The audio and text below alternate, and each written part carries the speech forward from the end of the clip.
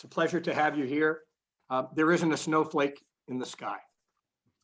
We're grateful to have with us this morning Brian Purnell. Dr. Purnell is the Jeffrey Canada Professor of Africana Studies and History at Bowdoin College. His courses focus on topics of U.S. history, Africana studies, and urban studies. While Dr. Purnell's research, teaching, and writing has focused in particular on race relations, as well as related laws and urban development throughout the boroughs of New York City, he has also taught and written extensively about the place of racism in both the North and the South throughout our country's history. I know that we will all benefit this morning from his foundational explanation of where we have been in regard to racism, how far we have come, and how far, alas, we still have to go. A lifelong New Yorker, Dr. Purnell has had scholarship over the years that has focused on the history of the civil rights and Black Power movements in New York. His first book, Fighting Jim Crow in the County of Kings, tells the story of interracial activists fighting against racial discrimination in Brooklyn during the 1960s. He has also co-edited a collection of original scholarly essays on the larger history of racism outside of the South and social justice resistance against Jim Crow in the North. At Bowdoin, he teaches courses on the civil rights movement, racism and criminal law, affirmative action, the history of racial and ethnic conflict in the US, and the history of American cities from the colonial period to the present. He is a firm believer that African-American history is an essential aspect of our nation's history. To shed new light on this topic, he is writing a comprehensive history of Black people in New York City from the colonial era in the 1620s up through the present day. Dr. Purnell earned his undergraduate degree from Fordham University and both his master's and PhD in history from New York University. I expect Dr. Purnell will feel at home in our midst because he is a graduate of Xavier High School, a fine boys' school in New York City. I'm grateful to alumnus Ahmed Abdul-Rahman, class of 2018, who recommended his professor, Dr. Purnell, as a compelling speaker for the RL community to hear from on this topic. Ahmed is tuning in this morning as well. Finally, I can't help but note that Dr. Purnell's professorship is named for Jeffrey Canada, a distinguished educator and social activist, and a member of the Bowdoin class of 1974. That same class of retired classics teacher Jack Brennan, who himself has been honored by the Jack Brennan Chair, currently held by Darian Reed, another exemplary Bowdoin grad. I'm grateful that two other shared students are tuning in today, and they are Alex Jacobs from the class of 2008 and our own Mr. Chris Brown. Please join me in welcoming to Roxbury Latin somebody who seems like an old friend already, Dr. Brian Purnell. You're muted, Brian. Now you're mute. That never happens. That never happens. Thank you so much for having me. And I also want to, as I prepare my slides, congratulate all of you on coming back together as a community. I know it's been a long time since a lot of us have been in a classroom together with our peers and our teachers. And I know that it was a welcomed change. So I hope we all continue to stay safe and continue to be in the places that we love, doing the things that give us joy and challenge us. The title of my brief remarks today is The Fierce Urgency of Now, My Personal Journey with Civil Rights Movement History. So I'm honored to share some thoughts from my work as a historian with members of this esteemed community. For the past 20 years, I have studied the history of racial discrimination in the United States. I focused on this because I wanted to understand my country's contradictions. The most famous lines from our Declaration of Independence reads, "We hold these truths to be self-evident, that all men are created equal, that they are endowed by their creator with certain unalienable rights, that among these are life, liberty, and the pursuit of happiness." While Thomas Jefferson wrote those lines in Philadelphia in 1776, over 400,000 people lived as slaves in British North America. The overwhelming majority in the South, where human labor cultivated tobacco and rice, but there were also tens of thousands of enslaved people who lived in the North too. There were 15,000 in Massachusetts, 19,000 in my home state of New York.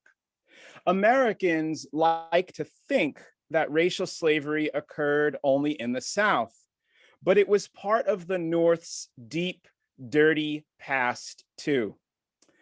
Now, at the time that America declared independence from England, the 33-year-old Jefferson was one of the largest planters in his native state of Virginia, and he enslaved close to 200 people.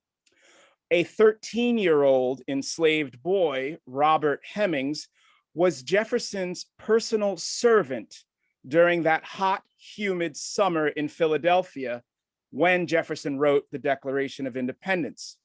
Robert Hemings slept in the servants' room, cared for Jefferson's clothes, waited on him at meals, and ran errands for him in town while Jefferson wrote so eloquently about freedom and equality. I studied history to know how and why both parts of our nation's past, the part about freedom and the part about slavery, could be true. Throughout our nation's history, critics of this contradiction have used it as evidence to argue that America was founded on lies, that the founders were hypocrites, that Black people were never meant to be full citizens of this nation, and that the essential institutions of the American Republic, the federal government, its constitution, its laws, its courts, needed to end and begin anew, free from racial slavery. David Walker, a free Black man born in North Carolina in the late 1790s and living in Boston in the 1820s, wrote one of the most condemnatory anti-slavery pamphlets in 1829 called An Appeal to the Colored Citizens of the World. In it, Walker chastised white Americans for racial slavery. Specifically, he held up a mirror to the contradictions captured in the Declaration of Independence. He loved exclamation points. See your declaration, Americans, Walker wrote. Do you understand your own language? Hear your language proclaimed to the world. Compare your own language extracted from your Declaration of Independence with your cruelties and murders inflicted by your cruel and unmerciful fathers and yourselves on our fathers and on us, men who have never given your fathers or you the least provocation. By the 1820s, slavery had grown significantly in the United States. The nation enslaved 1.5 million people in 1820 and 2 million in 1830. Although considered progress at the time, ending the direct slave trade with Africa did not slow the spread of slavery.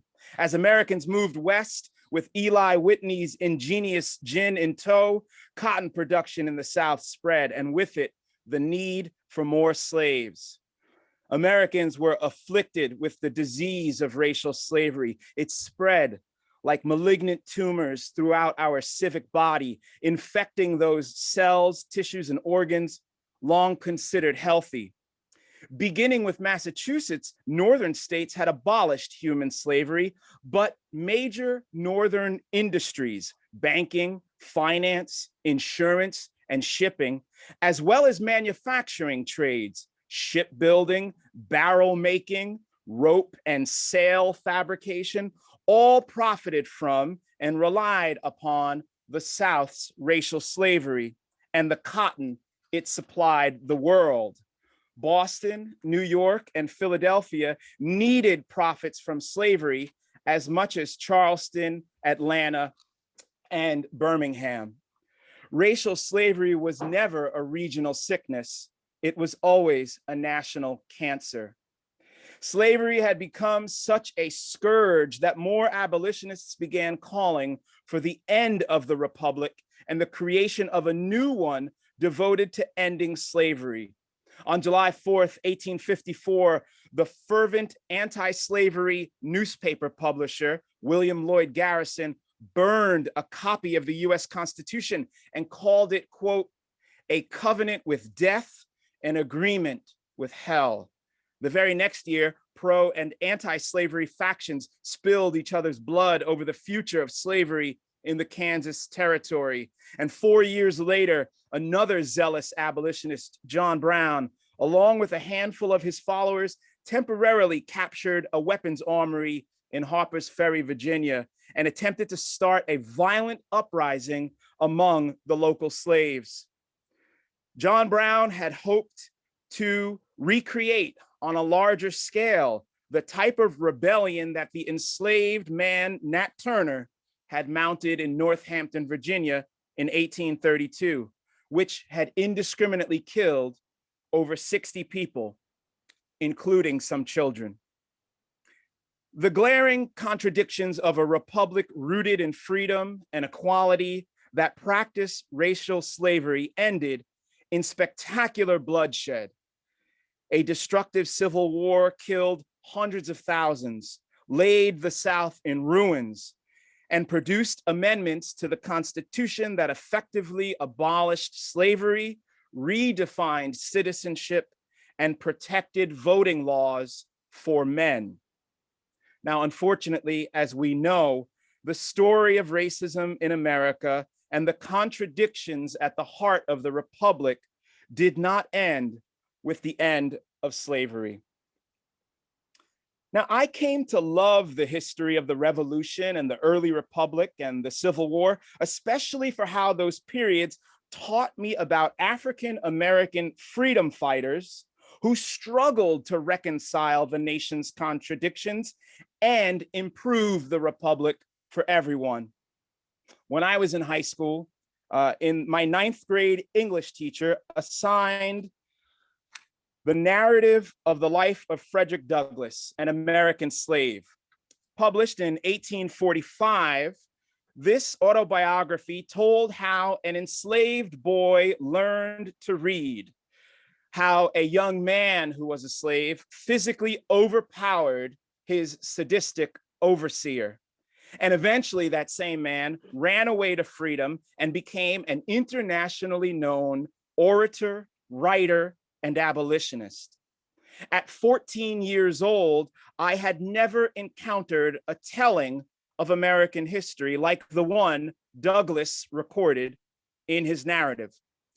Douglass showed how slavery destroyed the souls of both slaves and masters.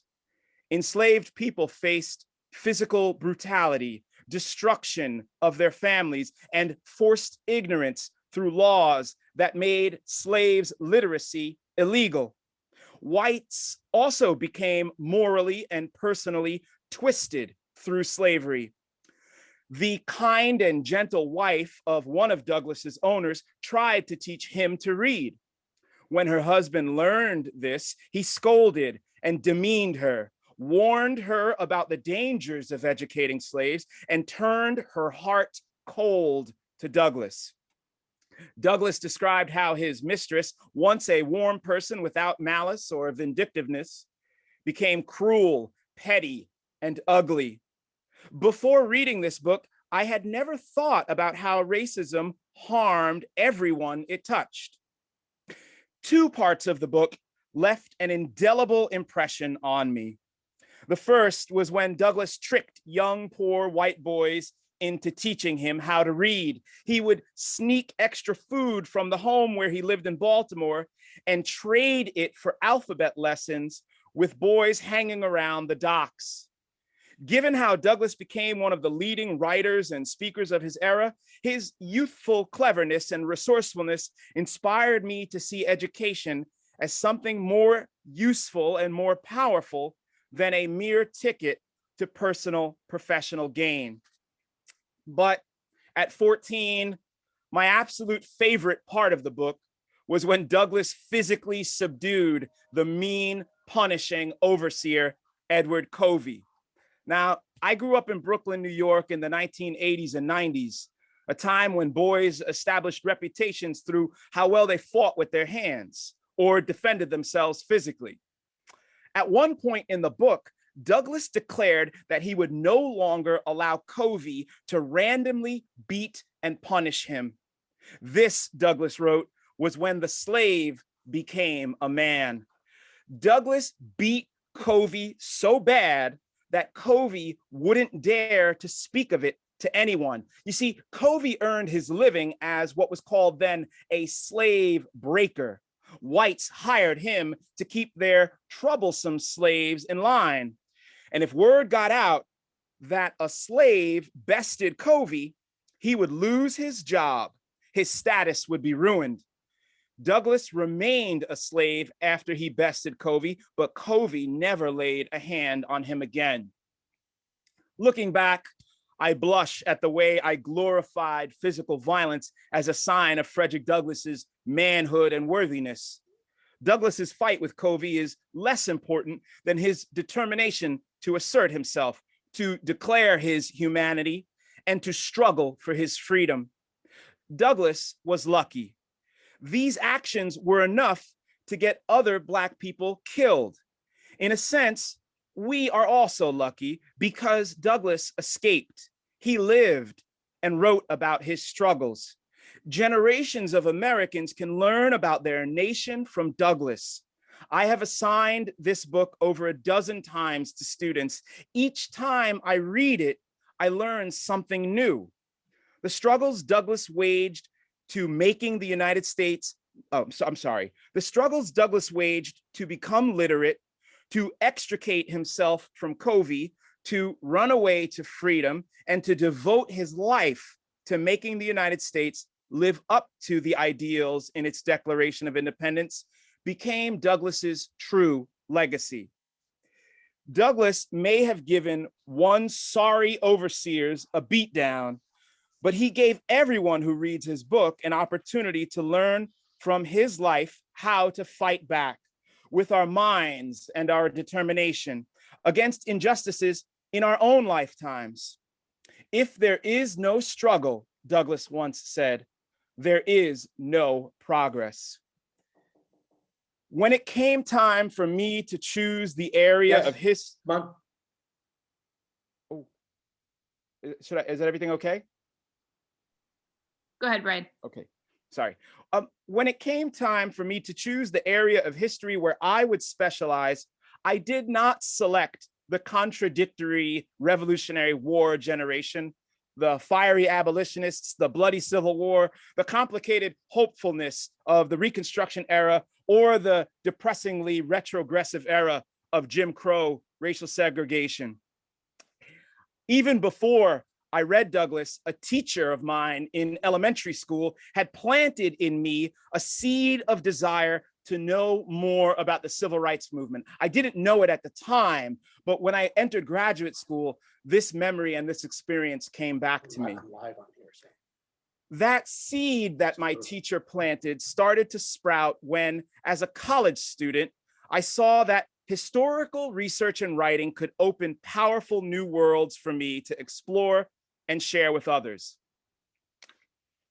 In St. Mark's Roman Catholic School, where I attended from 1st through 8th grade, the classroom's wood floors smelled of piney disinfectant, and the cafeteria floor always had tracings of cigarette butts and bingo chips, evidence from the gambling fundraisers that helped run the parish. My 3rd grade teacher was not what I would think of as a political person. Like all the other teachers at the school, the nuns and the priests who dressed unadornedly in what we called their religious clothes, and the lay women and men who had homes and children and cars, my 3rd grade teacher, Miss Eppolito, was strict. I'm gonna show you my 3rd grade class picture. While I'm talking, you could try to figure out which one is me. I'm not gonna tell you. Miss Eppolito was strict. She demanded excellence. She drilled us in phonics and spelling and penmanship, in which I performed terribly, and multiplication. Ms. Eppolito was also energetic and creative. She was short and round with big glasses and a round hairstyle with bangs. Now, one day she said we were going to learn about a boy who was murdered for no reason other than that he was Black. Now, this was the 3rd grade. It was 1986 and 1987, and I was 8 to 9 years old that year. The historian in me now wonders if Miss Ippolito was inspired by our current events then that rubbed raw the racial nerves in my home city. In December 1986, a group of Black men from Brooklyn were driving their car in an all-white section of the borough of Queens called Howard Beach. The Black men's car engine stalled. The men went into a pizza shop to use a phone to call for a mechanic. They didn't have cell phones then. You had to use a pay phone. Sorry. Now, white men in the pizza shop demanded that the Black men leave their neighborhood. They threatened violence. They picked up bottles and bats and chased the Black men through the streets, calling them racial slurs. One of the Black men, a 23-year-old named Michael Griffith, ran out of places to hide and run when he hit the metal divider between the mob of attackers and a busy highway. He took his chances with the speeding cars, and he lost. A car hit Griffith. He died. Did Ms. Ippolito want to teach us about the dangers of racist violence, the inexplicable nature of rage and prejudice, the arbitrary way a person could lose their life for being the wrong color in the wrong place with the wrong people? If she did, for me, the lesson was incredibly effective. All Ms. Ippolito had said was that we were going to watch a video about a boy in Mississippi a long time ago who got killed for being Black, and that we were going to see a scary image of his dead face, and that we would want to look away, but we shouldn't, because as Ms. Ippolito said, that dead boy's face is what happens when bigots have their way. She showed us the first half of the first episode of the documentary Eyes on the Prize.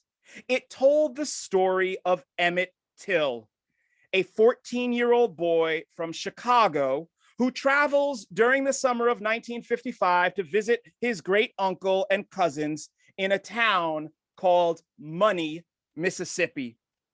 Till and his cousins and some other boys went to town to buy sodas. The Mississippi boys lived in a place where racial segregation was both law and custom. This was known commonly as the Jim Crow era of American history. Black and white children did not mix in schools. Black boys certainly did not mix with white girls. Such socializing was strictly forbidden in the Jim Crow South. Real or imagined infractions were punished with violence. Emmett was 14. 14-year-old boys in 1955, like 14-year-old boys in 2021, talk tougher than they are. Emmett told the group of boys that he was with that he had a white girlfriend. 14-year-old boys in 1955, like today, dare each other to act recklessly. One of the boys dared Emmett to go inside the store where they had purchased sodas and talk to the pretty young white lady behind the counter. Emmett agreed to the dare. What happened next is lost to history. Some say Emmett whistled at her. His cousin said he spoke politely to the woman, and as he left the store, he turned to her and said, "Bye, baby." Stupid stuff, right? 14-year-olds being 14-year-olds, right? But Emmett was Black. Then, as now, what is regular, silly, reckless, or just plain impulsive behavior for other boys can become deadly for Black boys. Boys like Tamir Rice and Trayvon Martin and Emmett Till. The husband and the brother of the woman Emmett Till spoke to went to Emmett's great uncle's house that night. They took Emmett away in a car. They probably beat him, and then they shot him with a pistol and dumped his body in a local river. They tied a heavy industrial fan to hold the body down on the riverbed, but the current swept the fan into thick bramble, loosened the body, and washed it to the shore. The bright-eyed boy with the easy smile that you see in this picture was disfigured, mangled corpse. The face was so badly contorted from the beating and the waterlog and the fish bites that the only way his great uncle could identify the body as Emmett was because it wore Emmett's ring with his initials engraved on it. Emmett's mother, Mamie Till, recovered his body. She held a funeral in Chicago. She decided to open her son's casket because she said, "I wanted the world to see what they did to my baby." The world bore witness. A Black-owned magazine, Jet, published the pictures of the corpse.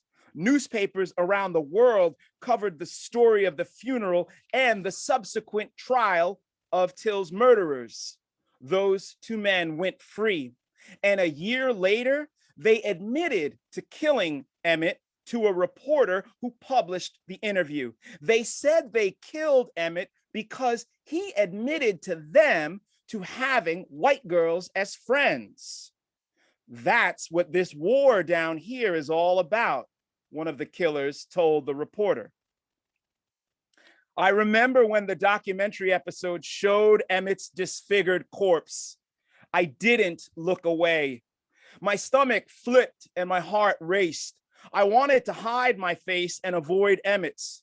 The surgical stitchings where morticians repaired the skin near the skull is visible in the pictures. The skin looks waxy and melted, more like putty or Play-Doh than human flesh. In the picture, you could see the skin sliding off. The lips are like smeary bubble gum.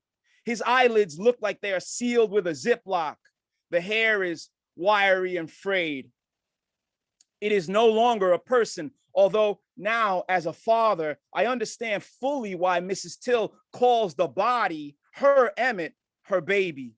The murderers snuffed out a life. They turned a person into a thing, an object of their twisted prejudice.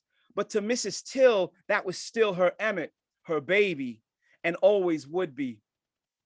Every time I watch the episode, when it comes to the part of showing the image of the open casket funeral, my stomach runs icy cold, the same way it did 35 years ago when I saw it for the first time. I watched the episode recently with my son, who is 11. And when the video image on our computer switched from Emmett Till's smiling face to the hideousness of the corpse, my son gasped. "No," he said. And he wept. And I held him. "This is what happens when bigots have their way," I told him. I will not show you the image.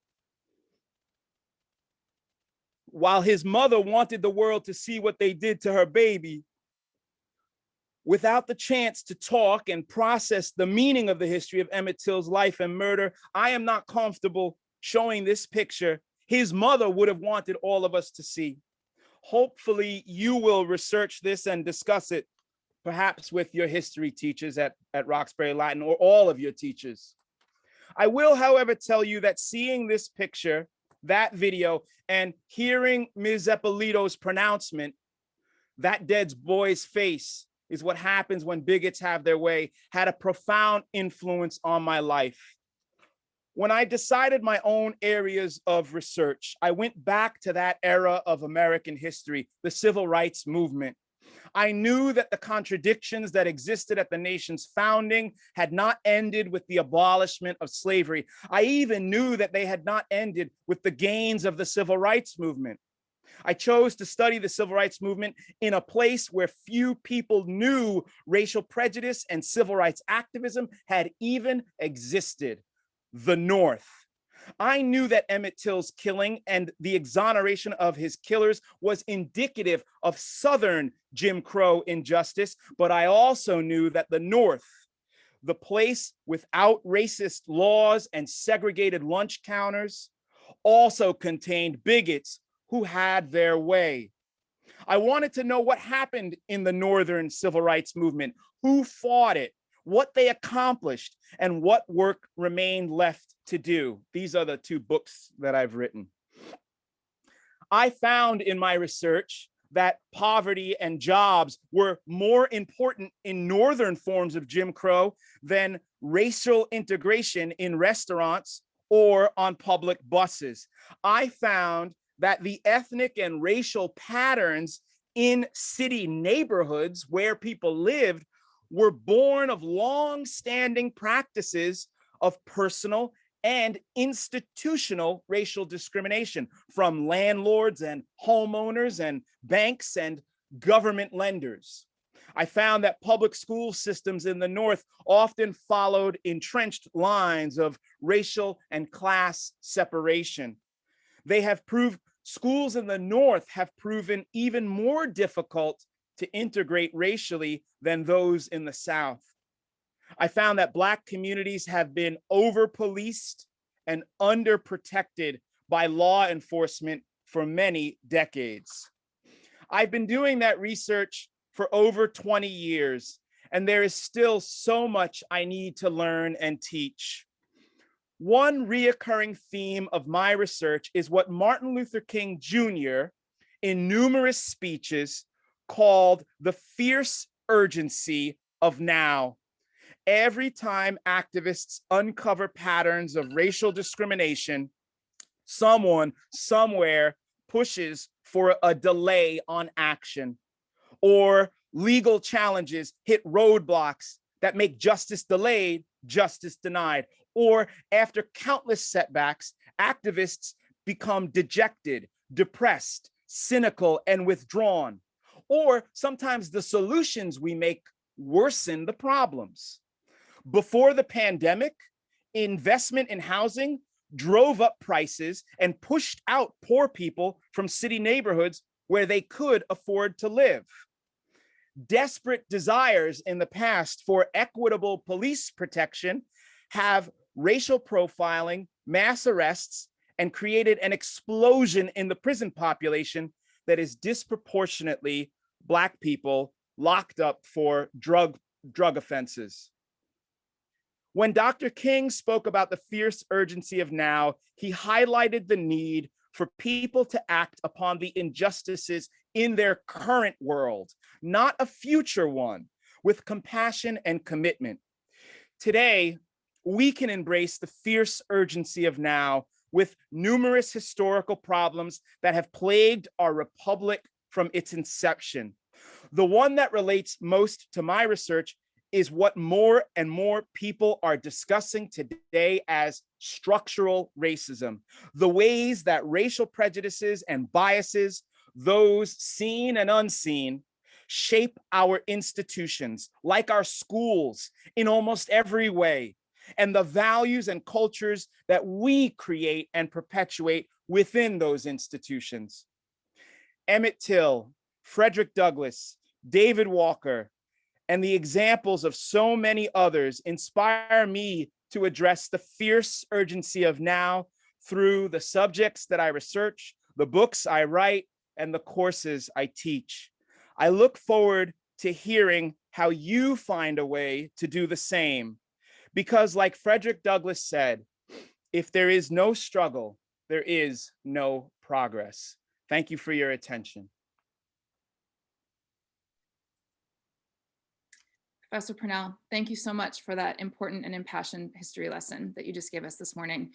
I would remind anyone, students, faculty, any grads who are on with us, you can submit any questions for Dr. Purnell through the Q&A at the bottom, and I will share those with him. I have, listening closely, I have a question of my own, Dr. Purnell, to start with, if you wouldn't mind.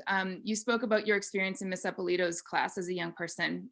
We last year had a hall with a woman named Nikita Stewart, who was a journalist from the 1619 Project, and her topic was, why can't we teach this? And you know, I know you work with the college students, with undergrads at Roxbury Latin. We work with middle schoolers and high schoolers. I'm wondering if you have any sort of discrete advice about how do we teach this to young people in ways that are complete and clear and true. How do we go about that both at school and at home, I guess is my question. That's a great question. There's so many good answers to do it. I think the first thing I would say, having in other parts of my life worked with middle school students, and I always say that was one of my favorite times of teaching, and high school students, I think we should recognize that young people know more than we adults realize, and that young people have, even sixth graders, seventh graders are your youngest, they just have tremendous insight on these issues that we as adults can learn from. I think that's a first starting point. And I think and so no matter how tough the subject, and these are tough subjects. I'm pretty sure Miss Eppolito didn't clear that lesson with the principal. Having spent a lot of time in that principal's office, I know she didn't clear it with the principal. So I think that as educators, we should know that our young people can handle more than we may want to shelter them from. I think that's a second important lesson. And then the third is, I think, and the most important, is to do it with honesty and compassion. To start from a point where we as educators are. We don't have all the answers. We struggle with these things. Look, if America had gotten these things right, if people were, perfect on these things, we wouldn't have these problems. So this is a process for everybody.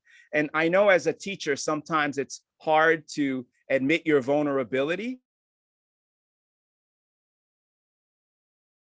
to doing this type of educational work. Thank you so much. I have a question here from a faculty member, and affirming that the question is this: affirming that the urgency is now, where do you imagine our being able to affect change, and in what areas? There's, the history of the civil rights movement teaches us that there are two levels that people should operate at two different levels all the time. Where can we affect change?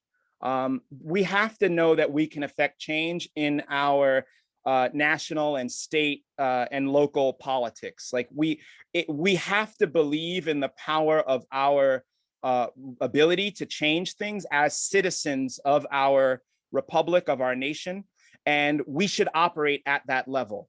And I think everybody should. It doesn't matter your political affiliation. This is a nonpartisan. I think the civil rights movement makes a nonpartisan suggestion for civic engagement with our senators, with our president, our Congress representatives, our governors.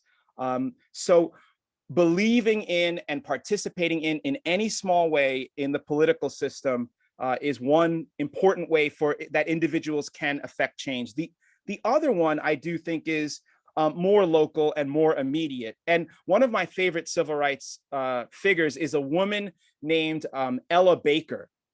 You should look her up there. You should learn about her. She's amazing. And Ella Baker's argument to people in their everyday life was to constantly try to work with people by talking to them and by trying to find out, no matter who they were, what they could contribute to a more democratic way of being for everyone. She would chastise the college students in the 60s. The college students wanted to reject working with they called it the middle class woman with the fur coat.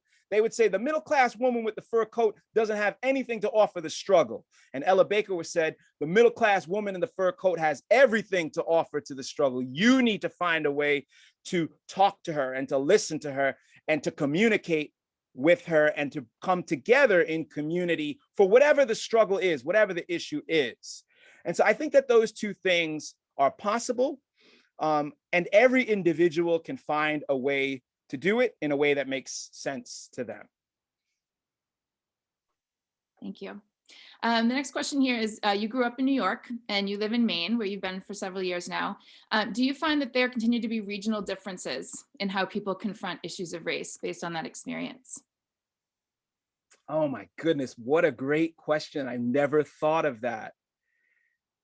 Yeah, oh, yes. So again, I don't mean to paint with broad brushstrokes, but people in Maine are, in my opinion, my experience, very kind of quietly polite.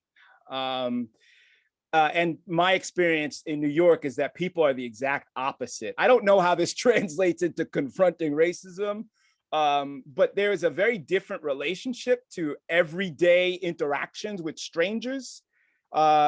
And I think that I see that correlate to kind of how people talk about things.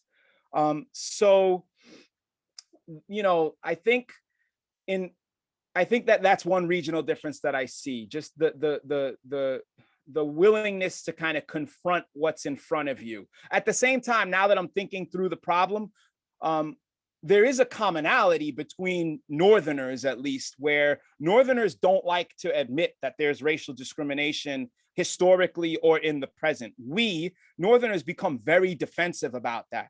We'll say, oh, it's not discrimination, it's culture. They don't act right. Look how they dress, look how they talk. We'll say everything, but it's one person not hiring another person because of the color of their skin, or it's we think Black people are criminals because that's all we see on TV. So that's why we assume things about how Black people act, because all we see are prejudices that we get from television shows and the news. Like, people are reluctant to confront that, I think, in lots of parts of the country.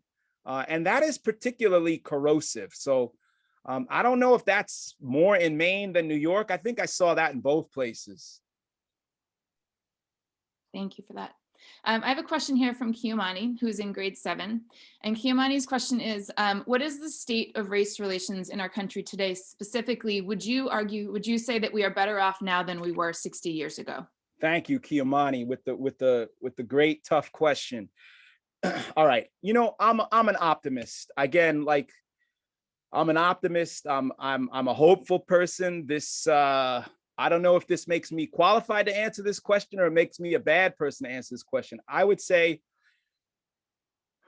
of course, we're better off, right? Like, again, and I apologize if my particular political leanings come out in this question. I'm going to try to make this a nonpartisan answer. Of course, we're better off, right? I mean, just look at what happened in the state of Georgia. I mean, again, no matter what your political position is, to see that a mobilization campaign for democracy starting several years ago, being led by a Black woman, Stacey Abrams, could get people to vote who've never voted before. And to be nonpartisan, I think that is something that we should take away from 2016 and 2020 with the support that former President Trump received, right? Like, to see people, poor people, angry people, frustrated people, people who don't think that they can be part of our republic come and participate, that is good. That is progress, I think. So of course we're better off today. We're definitely better off today than we were in Jim Crow and in slavery, I would argue. Now, Kamani, I hope you don't mind if I play the professor and try to weigh two seemingly contradictory answers to your very good question. We also have some problems now that are, in my opinion, scarier than some of the problems we had in the past. If you study changes in the criminal justice system over the past 40 years, you will be horrified to learn how poor people and Black people and people who are sick with substance abuse, with drug dependencies, how those people's lives and their citizenship are permanently destroyed because of policies and laws that we thought would solve problems with violence and crime. And I always, when I teach about race, crime, and the law, I always emphasize, because this is true, this is bad for everyone. It is bad for police officers and police departments and district attorneys' offices. It is bad for them to police and prosecute the way that we've been doing it for 40 years, with all of the attention and money placed on nonviolent offenders. We have less attention and resources to put towards other types of crimes and other types of social issues. If you are a police officer, you don't want to go into a place where people might be sick on drugs or behaving erratically and potentially prone to violence. Like, you don't want to police that the way that you've been trained to subdue conflict, to apprehend individuals, control them physically, and remove them from a situation. So, Kamani, I stand by the first part of my answer. Yes, we are better off, but I also need to hold within that delicate balance that we have some serious problems that we have to address that are a part of our history as a nation. Thank you, Dr. Purnell. I think we have time for one more question here, and this is perhaps linked to your answer, a little bit of your answer that you just gave. This next question is from campus. First, it begins, thank you for your excellent presentation, Dr. Purnell. Would you mind speaking to the ways that the war on drugs has exacerbated certain facets of structural racism in the US? And this individual is also curious about your own personal experiences having grown up in Brooklyn during the crack epidemic of the 80s and 90s. And linked, do you think that more widespread drug legalization across the board might mitigate racist policing? Thanks in advance. Can I trouble you, Ms. Berg? Can you repeat the first part about structural racism, war on drugs and structural racism? Absolutely.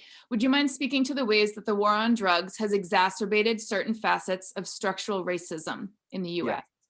Yeah. Okay, the war on drugs has created a criminal justice system whereby it is advantageous to profile and target poor people in general, but especially poor Black men in cities. It is advantageous for police officers to do that. Now, why do I say that? Because ever since the 1980s, with increased funding for the war on drugs, which people wanted as a means of, as you pointed out, controlling the scourge of drug use and trying to clamp down on escalating violence that we see throughout the 80s and early 90s. People wanted these punitive laws, but these punitive laws make it financially advantageous for police departments to increase evidence that they are attending to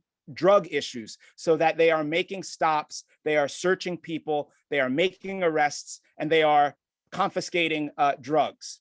Now, so that's one part of it. There are funding streams that encourage police officers to over-police certain people in certain places. There are also, and this is really complicated, but really important, there are also judicial changes that allow for the wholesale removal of Fourth Amendment rights. The Fourth Amendment is what protects you from illegal search and seizure. So with the war on drugs, police officers have an incentive and have license to just go and stop people for any reason, anywhere, at any time. Now, if you do that enough, there are so many drugs in our country. If you do that enough, you're gonna find drugs. You're gonna find it on people. So what do police officers do, right? They don't go to the college campuses to try to bust people for possession of marijuana. They don't go down to Wall Street to try to catch people with powdered cocaine. They can find that in abundance. They go to places where people are poor, where people are vulnerable, and where people don't have the ability or the resources, it seems, to fight against this through the courts. So that's a way that the war on drugs has exacerbated structural inequities in our criminal justice system. And just to close on that, I know you got to get to class, but this is such an important and such a good question. I mean, again, I know I'm talking to future prosecutors in this school. I'm talking to future judges. I'm talking to future congressmen and senators. And maybe there's a president out there. Or maybe there's defense attorneys, criminal defense attorneys who work with poor people who can't afford lawyers. I know that you're in the audience.